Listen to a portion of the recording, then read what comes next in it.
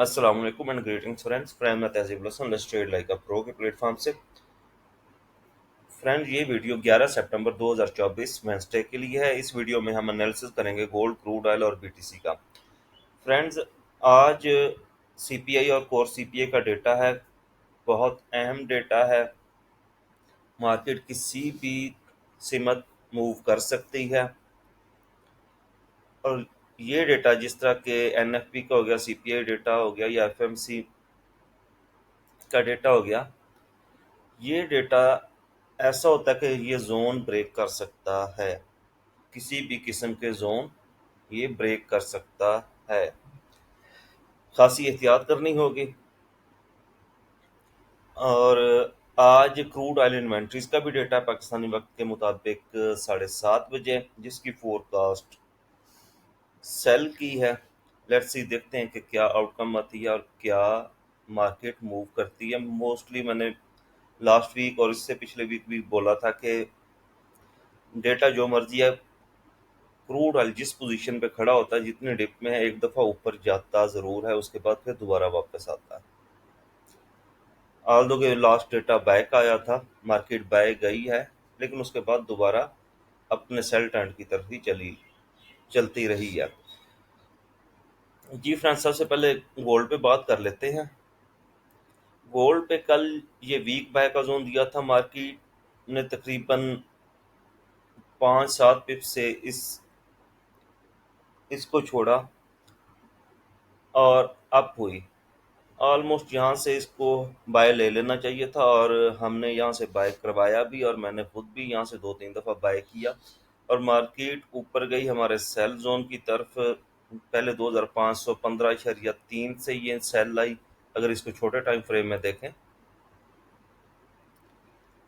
ये 2515.6 लगाने के बाद मार्केट नीचे आई, फिर हमारे बाय जोन के पास पास आई 2501 के पास और दोबारा ऊपर गई, और 2518 लगाने के बाद ये फिर वापस नीचे आई 2511 तक, और उसके बाद हमारे इसी सेल जोन के अंदर है। यहाँ पे एक दफ़ा इसने रीजन सेल की दी है, लेकिन वो सेल की रीजन रिवर्सल नहीं साबित हुई, बल्कि पुल बैक साबित हुई, फिर मार्केट ऊपर चली गई भी है।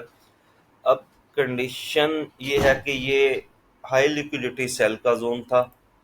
यहाँ से एक दफ़ा फिर 2 दफ़ा सेल आ चुकी, मैं कहता हूँ तीसरी दफ़ा भी ले। रीज़न ये कि 28, 29, 30 का रीजन मार्केट से ब्रेक नहीं हो रहा। आल दो कि आज सीपीआई है, लेकिन रिस्क लेना चाहिए 24 के एसएल के साथ,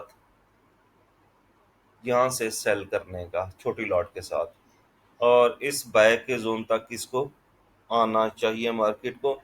अगर मैं सेकंड कैंडल पे देखूं तो ये भी बाय का जोन 2506 तक बन चुका हुआ है।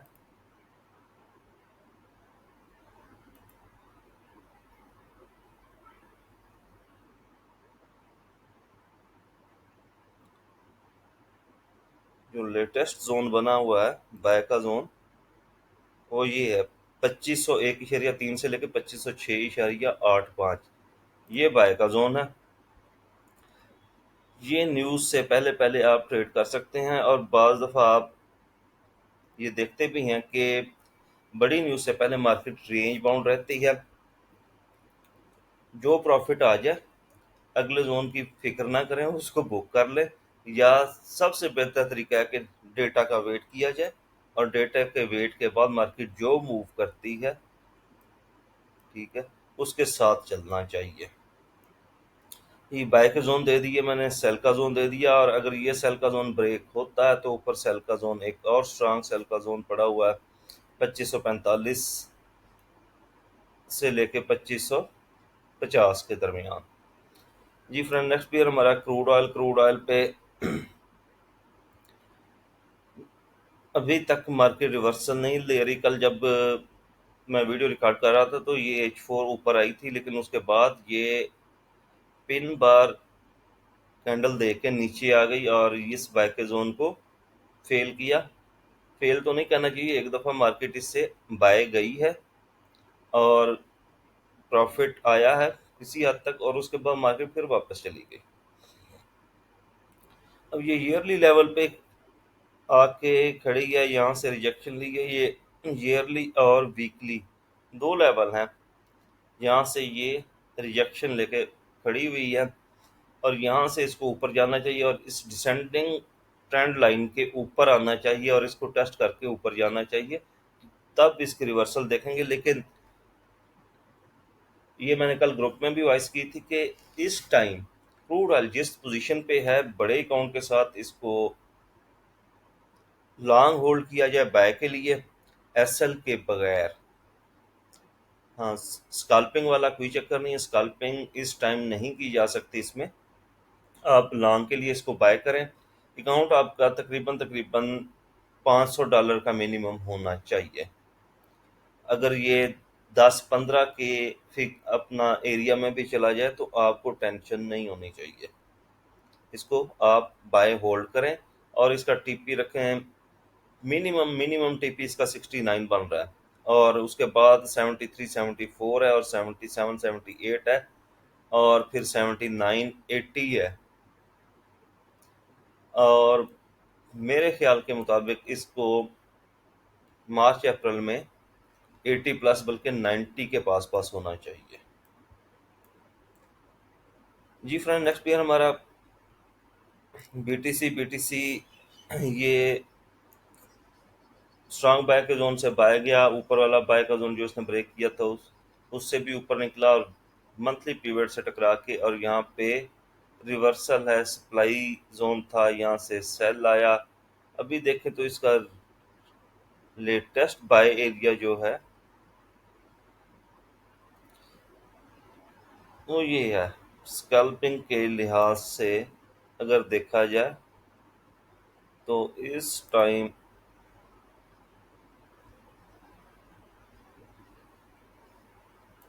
जी यहाँ पे दो बुलिश इनगल्फिंग है, एक फेल है, फिर बेयरिश इनगल्फिंग फेल है और फिर बुलिश इनगल्फिंग है। इस एरिया में जहाँ पे है स्कैल्पिंग बाय आप इसको कर सकते हैं। ये जोन में